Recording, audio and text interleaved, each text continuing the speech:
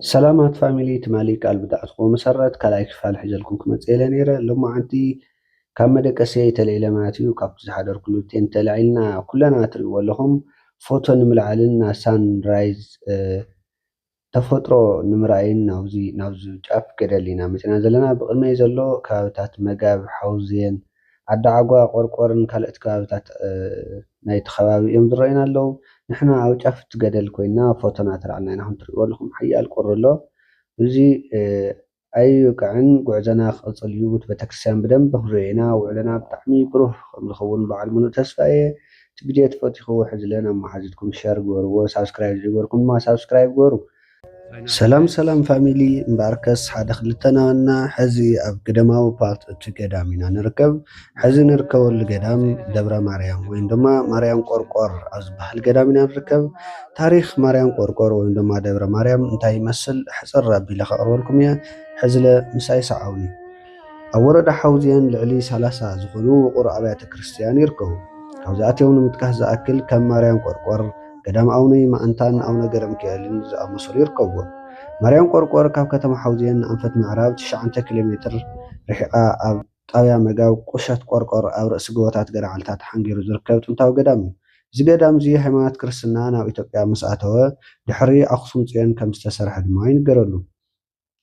ሙኑ የኣብያ ለደብረ ማርያም እምበለ ኣክሱም ማርያም ፅዮን ዝብል ኣብ መንደቕ እቲ ገዳም ዝርከብ ፅሑፍ ክሳብ መርትዖ ዝኸውን ጥንታዊ እቲ ገዳም ዘረጋግፅን እዩ ገዳም ማርያም ቆርቆር ካብ እግሪ ዝርከበሉ ጎቦ ጀሚርካ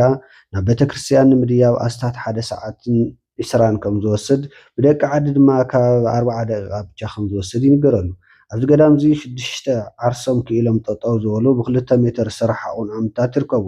ገዳም ደብረ ማርያም ቆርቆር ኣብ ትግራይ ዝርከቡ ገዳማት ካብቶም ዝዓበዩን ውሕሉል ናይ ስነ ህንፃ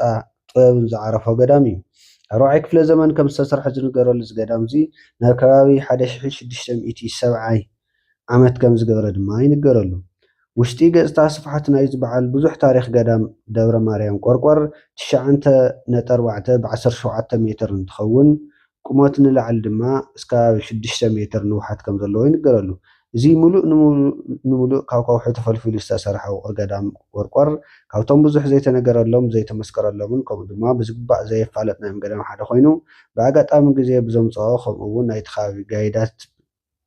ብዝሰርሕዎ ውሱን ናይ ቅድመ ኩናት ዝሓሸ ብርኪ ምፍላጥ ዝበፅሑ እዩ ከም ዝነበረ ይንገረሉ ኣብ ውሽጢ እዚ ገዳም ዝርከቡ ዓምድታት ናይ ብራኬት ቅርፂ ዘለዎ ርእሲ እንትህልዎም ናይ መስቀል ቅርፂ ሒዞም ዝተቐረፁ እዮም ተወሳኺ ኣብ ሕድሕዶም እዞም ዓምድታት ድማ ናይ ፍርቂ ክቢ ቅርፂ ዲዛይን ዘለዎም ኣለዎ ካብዚ ብተወሳኺ ኣብ ውሽጢ ገዳም ዘይተለመደን ከባቢያዊ ዘይኮነ ጥበብ ኣሰኣላ ዝዓረፎም ብርክት ዝበሉ ስእልታት እውን ይርከቡ እዞም ስእልታት ዝሰኣልዎ ጥበብ ምስ ናይ ቀደም ሮማ ባዛንታይን ካቴድራል ዝነበረ ጥበብ ኣሰኣላ ዝመሳሰሉ እንትኾኑ ካብ ካቴድራል ቤተክርስትያን ናይ ፍራንሲስ ከም ዝኾኑ ተመራመርቲ ፅሑፋት ኣብ መዘጋብቲ ታሪክ ይሕብሩ ማርያም ቆርቆር ብ4ይ ክፍለ ዘመን ብኣብርሃ ወኣፅብሃ ከም ዝተሃነፀ ዝንገረሉ ኮይኑ ሜላ ኣሰራርሑ ጥበብ እግዚኣብሔር ዝፈሰሶ ከም ዘርኢ ደጋጊምካ ቅዱሳን ገዳማት ትፈልጥ በረከት ክትካፈልን ክትምስክርን ይገብረካ እንዳ ማርያም ቆርቆር ዝተባሃሉ ምክንያት ድማ እቲ ተኣምራት ጥበብ ገና ኣብቲ ገዳም እንተይበፅሓ ኣብ ኣሰራርሓ መንገዲ ኢኻ ትድመም ናይ ፈጠራ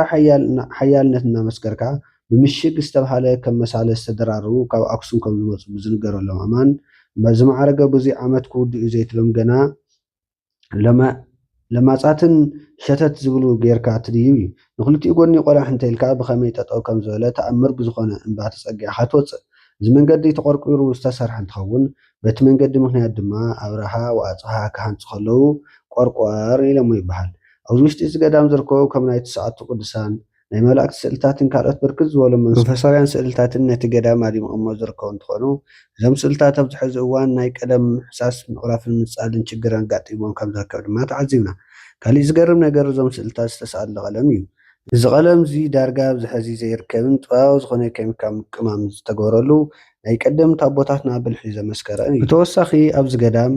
ናይ ነገስታት ኣስከሬን ናይ ነገስታት ገድለ ህይወትን ናይ ነገስታት መዛግብትን እቶም ነገስታት ነቲ ገዳም ዘበርከትዎ መፅሓፍትን ወርቅን መስቀልን ካልኦትን ይርከቡ ንኣብነት ናይ ሃፀይ ገብረ መስቀል ኣስከሬን ብክብሪ ኣብ ሳንዱቕ ተዓሺጉ ኣብቲ ገዳም ውሽጢ ተቐሚጡ ይርከብ ከምኡ ድማ ንኣቡነ ዳንኤል ኣስከሬን ኣብ ውሽጢ እቲ ገዳም ብክብሪ ተዓቂቡ ይርከብ እዚ ገዳም 44 ዓመታት ዝርከቦ እንትኸውን እቶም 6 ብቻ እዮም ብቅደማዊ ኣካል ዝረአዩ ኢና። ገዳም ማርያም ቆርቆር ሃፀይ ዘርዓ ያዕቆብ ኣብ 15 ክፍለ ዘመን ከም ዝተገደመ ድማ ኣገልገልቲ ቅዱስ ገዳም ዝኾኑ ቅዱሳን ኣቦታት ይገልጹ። ኣብ ውሽጢ እዚ ገዳም ማርያም ቆርቆር ብዙሓት በብራና ዝተጻሕፉ ኣዝዮም ጥንታውያን ዝተቐረፁ መጻሕፍቲ ይርከብዎም። ካብኣቶም ንምግላጽ ድማ መጽሓፈ ሲኖዶስ፣ መጽሓፈ ፍላስፋ፣ ተኣምረ ማርያም፣ መጽሓፍ መስቀል ጽምሃ፣ ዘውደ ነገስታት ካልኦት ናይ ብራና ወንጌላትን ገድሊ ሃዋርያትን ይርከብዎም። ካሊእ ብተወሳኺ ድማ ብሃፀይ ዘርዓ ያዕቆብ ዝተበርከተ ዘውዲ ኣብቲ ገዳም ከም ዘሎ እውን ይሕበር። እምበኣርከስ ፋሚሊ ኣብ ደብረ ማርያም ቆርቆር ዝነበረና ጻንሒት ከም ዝተዓዘብኩሞ ይመስል። ቀጻሊ ድማ ብተመሳሳሊ ቪድዮ እስካብ ዝመጽእ ሰናይ እናበልኩ እቲ ቪድዮ እንድሕር ፈቲኹምዎ ናብ መሓዙትኩምን ኣዕርፍትኩም ሸር ገርዎ። ሳብስክራይብ ዘይገበርኩም ድማ ሳብስክራይብ ምግባር ተወከስና። እስካብ ንራኸብ ድማ ደሕና ቆኒታ። ቻው ቻው።